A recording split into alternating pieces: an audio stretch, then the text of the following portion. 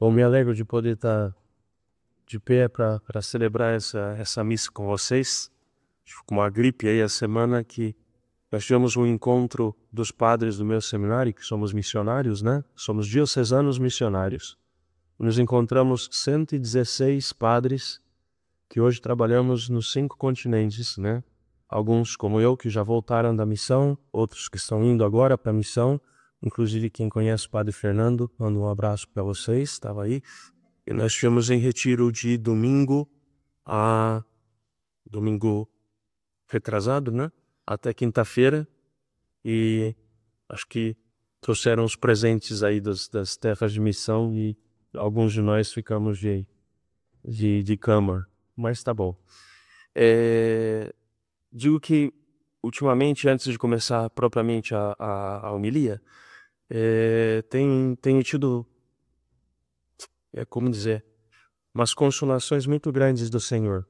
Me alegro muito por esse Papa que Deus nos deu, porque os últimos anos, quando eu estava no Brasil, eu vivia falando sobre a DSI. DSI é um documento que se chama Doutrina Social da Igreja, que é algo de extrema importância, porque nos ensina como olhar as coisas do mundo, as interpretações que o mundo dá da verdade, da família, da sexualidade, da relação com o dinheiro, da relação com a propriedade privada, né?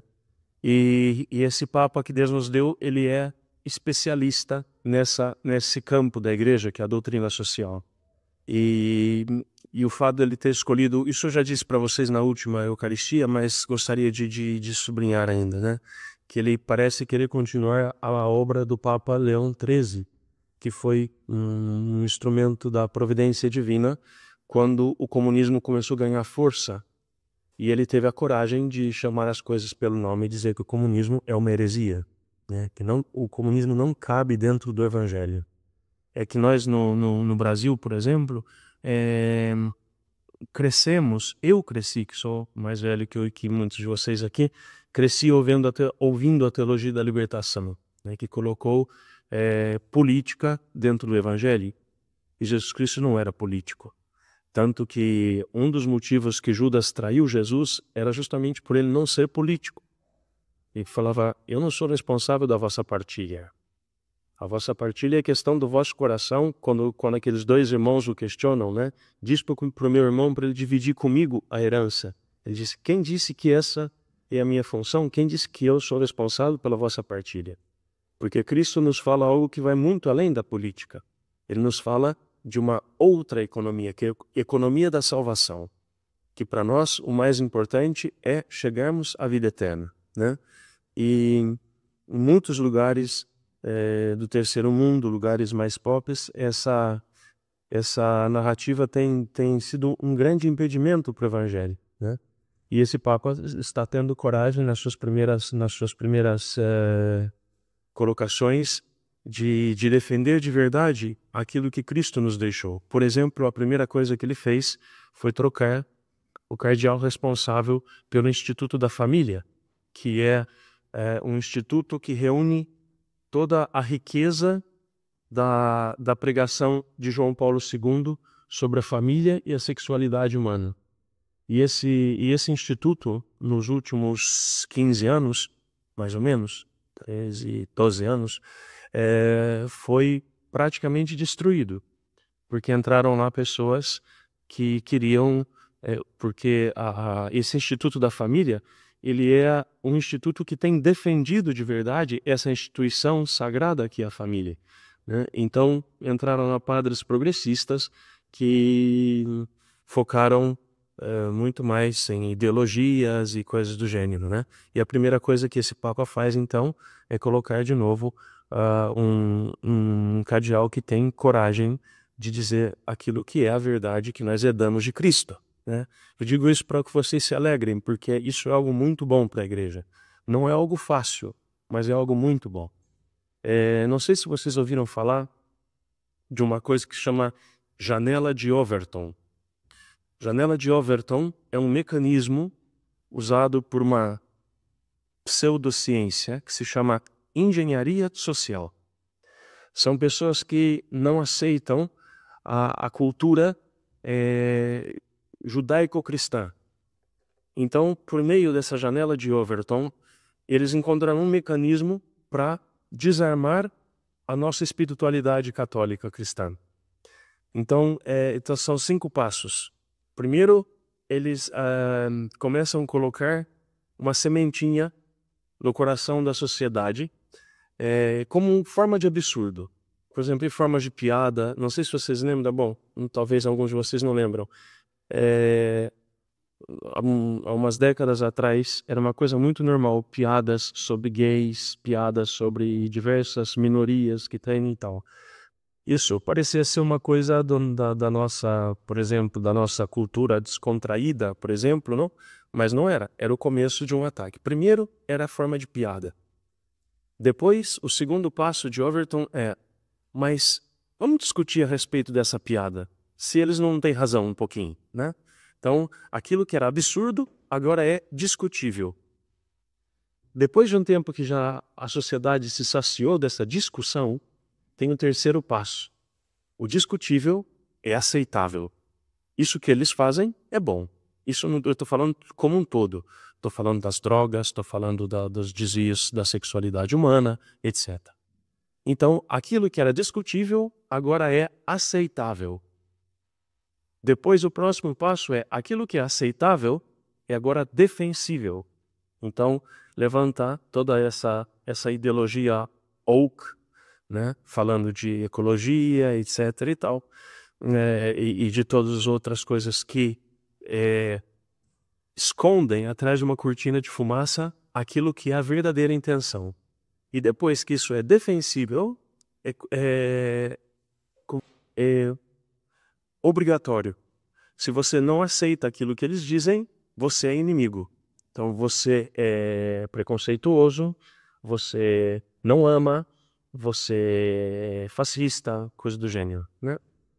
E isso que parece ser uma coisa moderna, boa e tal, na verdade é um mecanismo para que, e depois que isso é defensível, tudo aquilo que é antigo e que vem da cultura que nós tínhamos antes é vergonhoso, né? Então, hoje é vergonhoso você ser católico, hoje é vergonhoso você ser hétero, hoje é vergonhoso você ser, até mesmo honesto em diversos ambientes, né? Então, por que eu estou falando isso, né? Porque existe um mecanismo que não quer permitir que você seja aquilo que Cristo quer que tu sejas. Que você seja um homem segundo o coração de Deus. Que você seja uma mulher segundo o coração de Deus. Que você seja um filho, uma filha segundo o coração de Deus. Até mesmo que você seja um padre segundo o coração de Deus, né? E nascem pseudodogmas, frases de efeito, né, que são muito bonitinhas, mas que depois, ao longo do tempo, não produzem efeito, né?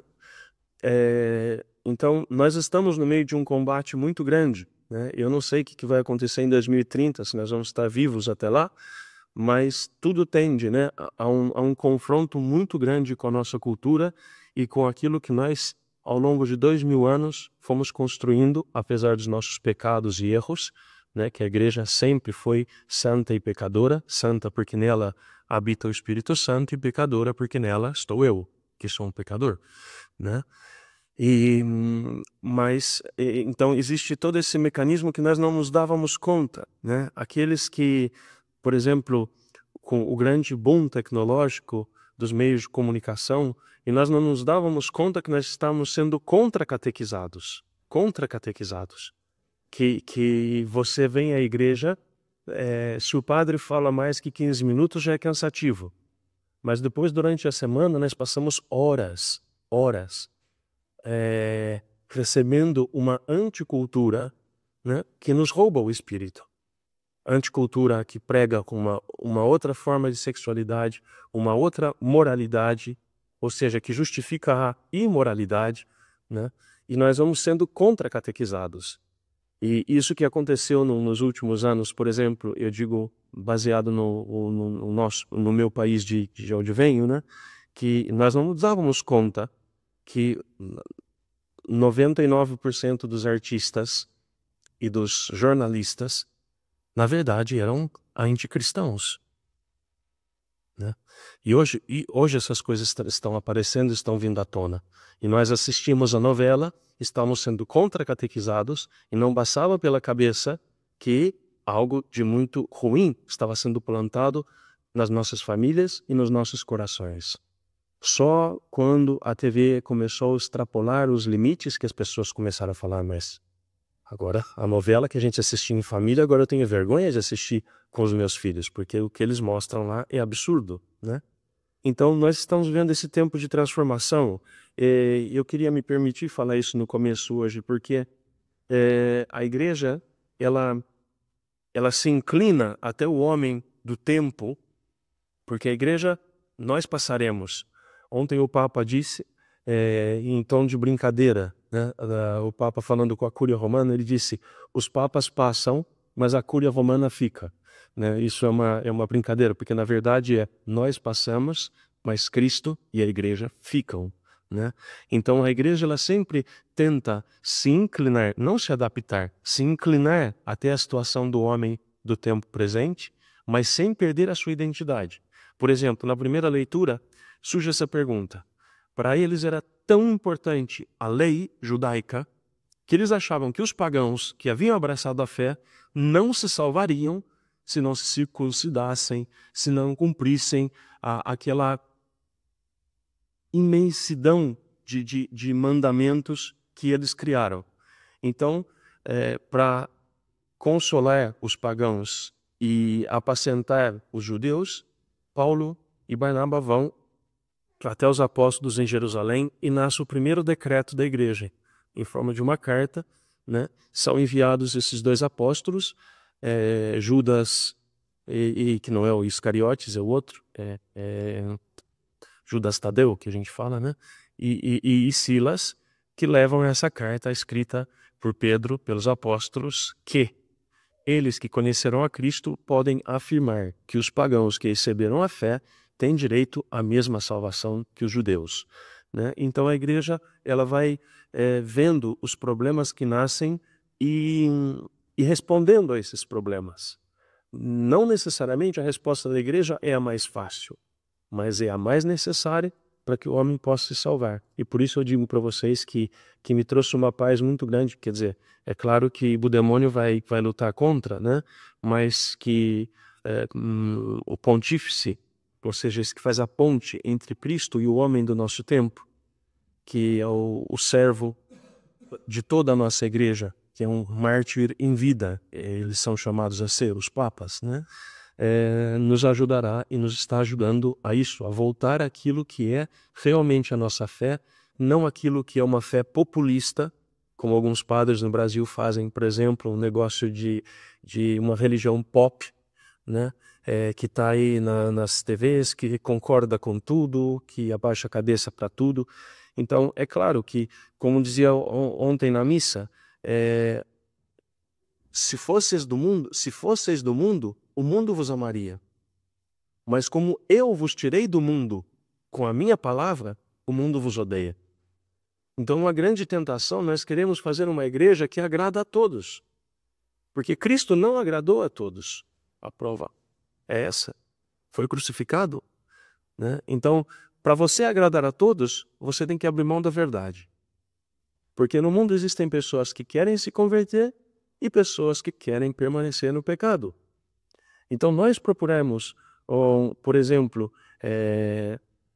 até mesmo em muitos lugares, não, os padres que fazem sucesso são os bonzinhos que passam a mão na cabeça e dizem, tá tudo certo. No final, cai todo mundo no mesmo balaio da salvação.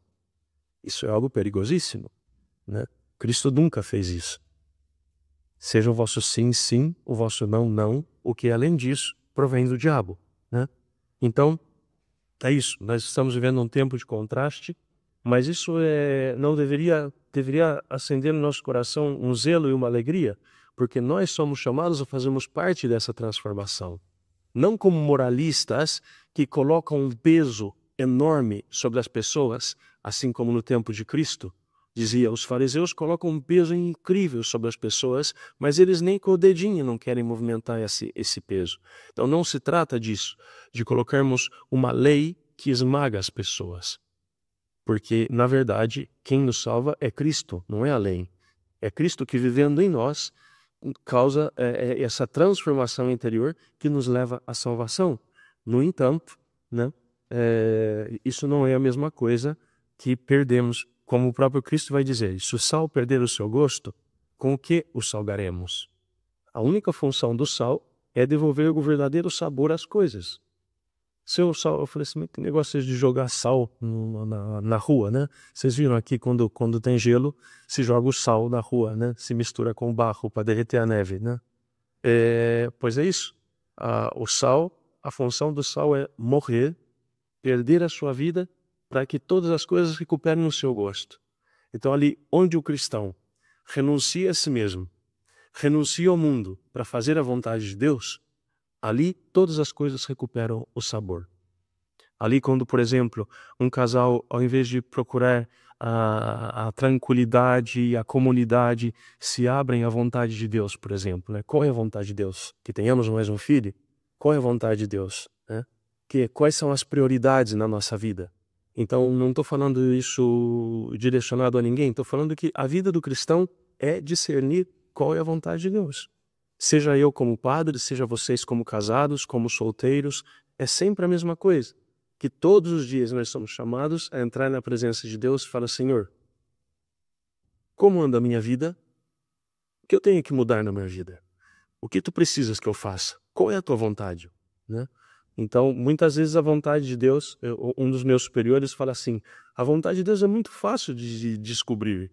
Ela é sempre o contrário da tua. E que a nossa vontade é viver tranquilos e felizes e bonitos e jovens e magrinhos e saudáveis e sem problemas e sem preocupações 1000 anos. Só que isso não existe. Né? Nós estamos aqui, então estamos no forno como um pão para ser cozido, para se tornar alimento, ou seja, para doarmos a nossa vida e entrarmos na vida eterna. Basta. E como isso tem que ser feito? Então esse é o chamado a descobrirmos isso todos os dias diante de Deus. Né? Eu também, diante dos acontecimentos da minha vida, Senhor, qual é a tua vontade? Continuar aqui, ir para a missão, voltar para o Brasil, onde tem tanto sofrimento hoje, ou ir para outro lugar em missão, qual é a tua vontade? E Deus fala, espera, já já te digo. E assim vão as coisas, né? Dizem que o novo bispo vai mudar tudo na diocese esse ano. E se ele fizer, eu estou disposto a obedecer. Né? Dizem que vai haver uma mudança quase que geral na diocese de Varsóvia.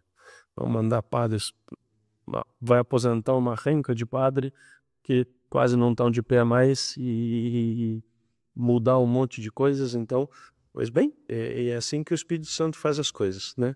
Tá bom, irmãos. Me alonguei demais nesse primeiro ponto.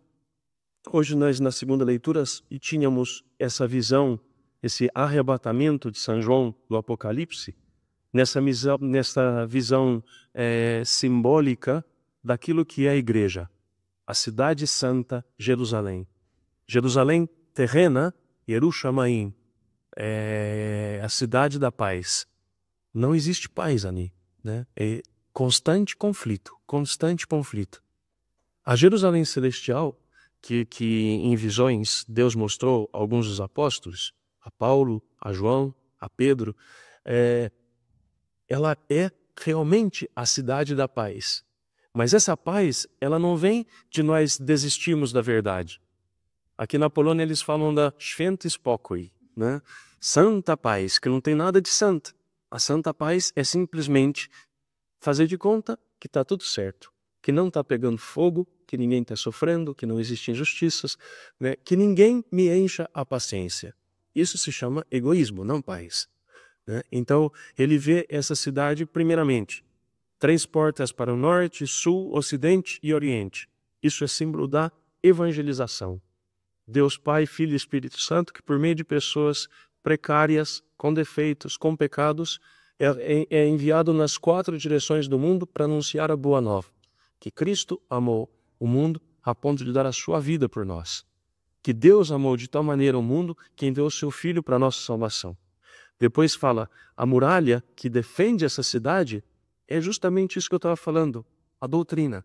Os 12 apóstolos que conviveram com o Cordeiro e que pregaram aquilo que ele nos deixou. Então, essa tentação de inventar coisas novas na igreja, né? Não se trata nem de viver num tradicionalismo mágico, que tem gente que fala que se você não fizer os gestos do jeito certo, a mágica não funciona. Isso é uma total ignorância e desconhecimento da graça de Cristo. Mas existem outras pessoas que querem fazer cosquinhas, inventam coisas novas. Tem que fazer cosquinha nos fiéis para eles sentirem que eles estão... Não. A palavra de Cristo, ela se atualiza por si só ao longo dos séculos e ela tem o poder de nos salvar, né? Então, a muralha que defende essa cidade tem 12 alicerces, que são os 12 apóstolos, que deram a vida por Cristo, né? Que deixaram uma palavra assim como nós ouvíamos. Paulo e Barnaba arriscaram a sua vida para anunciar o querigma, a boa notícia, né? Essa é a muralha, a palavra da salvação que nos foi anunciada. O sol que ilumina essa cidade, que dá vida a essa cidade, é o próprio Deus que vive no meio deles. E a sua luz, a sua lâmpada, é o Cordeiro. Ou seja, sempre que nós encontramos trevas na nossa vida, vocês já passaram por túneis escuros ou não? Eu estou passando por 1 a 3 anos muito difícil. Então, quando nós passamos por trevas, qual é a nossa lâmpada que nos indica o caminho? É o único que permanece, é o único que é imutável, né? Então, a lâmpada dessa cidade santa é o Cordeiro. E essa cidade santa, ela não é uma utopia. Nós somos chamados a fazer parte dela já hoje. Nessa nossa assembleia aqui, aliás, nós precisamos dar um jeito nessa nossa assembleia, porque tem que ser visível um corpo. Aqui fica muito lugar vazio e tal. Precisamos pensar como fazer isso melhor nas nossas próximas missas. Peço que vocês me ajudem nisso, né? Então, quando nós estamos aqui em comunidade, nós já fazemos a experiência de estar nessa cidade santa, onde existe uma paz que não é uma paz ilusória, não é uma paz estoicista, né? Que você faz de conta que não está tendo problema nenhum. Não é a paz ilusória. Eu estava ouvindo um doutor da igreja que fala assim, que existem diversos tipos de paz e nenhuma delas é verdadeira. Existe a paz de quem está feliz e contente em pecados mortais, por exemplo. Essa paz, ela é homicidial, ela leva à morte eterna. Então, de paz, ela não tem nada. Ela é um engano, porque você sente que dá tudo certo, mas chega um dia que o preço que você paga por ela é o abismo, né? Existem paz que são das coisas materiais, que passam tão rápido como passam as coisas materiais. Mas existe uma paz que só Cristo pode dar, que é a certeza de que a tua morte foi vencida. Qual é o maior problema, irmãos, de nós todos? O que vai dizer São Paulo? Por causa do medo da morte, todos nos vendemos como escravos do demônio ao pecado. Essa é a situação humana. Por quê? Acompanhem comigo. Deus é santo. Deus é a fonte do amor. Deus é eterno. A vida que você tem, a alma que existe em você, o espírito que existe em você, ele não estava numa nuvem, nem no cosmos, nem numa estrela. Esse sopro de vida estava no coração de Deus. Então, dentro de nós existe um desejo profundo de eternidade, de amor e de paz. E por isso Santo Agostinho vai dizer que o coração do homem está inquieto enquanto não encontra esse que é a fonte dessa paz. Então, Cristo diz hoje, não se perturbe o vosso coração, eu vos deixo a paz. Qual é a paz, irmãos? É que Cristo, vivendo dentro de ti, quando tu estás diante da morte, ele fala, coragem, eu nunca te abandono. Comigo tu passarás da morte à vida. Eu sou a porta, eu sou a passagem, né? Então, A maior riqueza, as pessoas correm atrás de muitas coisas, de bens materiais, de sucesso, de diplomas, de carreiras, de amigos, de fama. Mas, na verdade, por que muitas das pessoas mais famosas do mundo se suicidam? Os grandes cantores que eu mais gostava do meu tempo de jovem, a maioria deles se suicidaram. Por quê? Porque não tinham paz.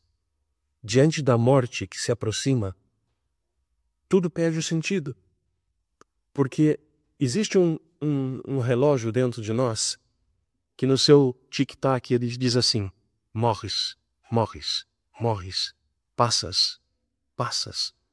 Logo, a vida não tem sentido. Mas se tu encontras com Cristo, se Cristo vive em ti, então diante das dificuldades da vida, dos problemas, você vê que existe vida eterna, uma vida que não termina, que Cristo venceu a tua morte. Se tu fazes a experiência de Cristo vivendo dentro de ti, o medo da morte desaparece. Porque nós sabemos que nada mais é o fim da nossa vida como um verdadeiro e novo nascimento. Não sei se eu já falei isso para vocês, mas é uma coisa que uma vez eu pensei e depois acabei encontrando que mais alguém havia escrito sobre isso, né? Quando a criança vai nascer, é uma batalha terrível, porque ela não sabe o que está acontecendo. Ela tem um contato direto com a mãe, por meio do cordão umbilical, por meio do coração da mãe, até os sentimentos da mãe ela sente também o pai, a presença do pai, né? E quando chega o momento do nascimento para a criança, é algo de pânico, porque ela vai sendo colocada para fora daquilo que é o seu mundo. E quando parece que é o fim de tudo, ela entra num universo imenso, cheio de cores, de pessoas que a amarão, de descobertas, de sabores, de tudo. Então, e é a mesma coisa para nós, quando vai chegando o fim da nossa vida, nós vamos ficando tristes, porque já não somos mais jovens, não somos mais como éramos e tal, mas nós não sabemos o que nos espera. E se é verdade que Deus é bom e foi bom conosco ao longo de toda a nossa vida, então nada mais é do que entrar numa vida plena, uma vida que não tem limitações nem fim. Então, por isso, os cristãos eram diferentes. Por quê? Tinham a paz que só a vida eterna, a certeza de ter parte na ressurreição de Cristo, pode dar ao homem.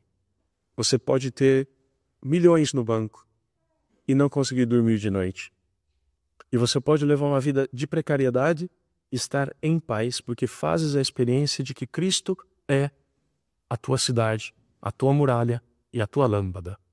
Então hoje eu te pergunto, irmão, sem moralismo nenhum, aonde estão colocados os alicerces da tua vida?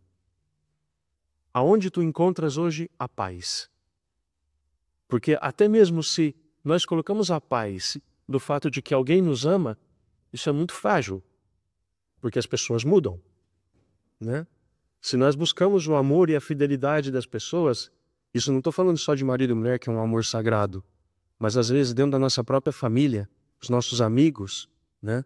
Por exemplo, eu estava lá em Belém numa situação muito difícil, e quando o bispo me chamou, eu falei, nossa, vou voltar para Varsóvia, tenho 1 milhão de amigos, sou conhecido, não sei, voltei e não tinha mais nada disso.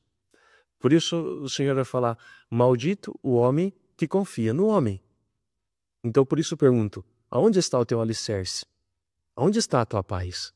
Naquilo que você tem? Naquilo que as pessoas te dão? Ou porque tu fizestes a experiência de Cristo morando dentro da tua alma? Que perdoa os teus pecados, que te dá coragem para começar todos os dias de novo, que te entende melhor do que tu mesmo e que te prometes participar do seu reino. Chega, falei demais, mas é importantíssimo isso, né? Se alguém me ama, guardará a minha palavra. Como a gente pode fazer para que Cristo viva em nós? Se alguém me ama, guardará a minha palavra. A fé, ela não são sentimentos. A fé não são bajulações, não são sensações. A fé é que a palavra de Cristo cai no teu coração e tu falas, isso é a verdade. Eu me adiro a essa a essa verdade que é Cristo. Isso é fé. Procure no Catecismo da Igreja o que é fé. É uma adesão total a tudo aquilo que que Deus nos manifestou por meio de Cristo. Isso é a fé católica, né? Que não filtro a palavra de Deus com a minha cabeça. Então, se alguém guarda a palavra, Pai, Filho e Espírito Santo vem morar dentro dele. Esse é o nosso único sofrimento, que por causa dos nossos pecados, nós nos tornamos inabitáveis para o Espírito Santo. Quando nós obedecemos a Deus, não por medo, mas por amor, Ele começa a agir em nós e transforma a nossa vida. Deixa eu correr, senão não dá tempo das minhas próximas coisas na igreja. Professemos a nossa fé. Creio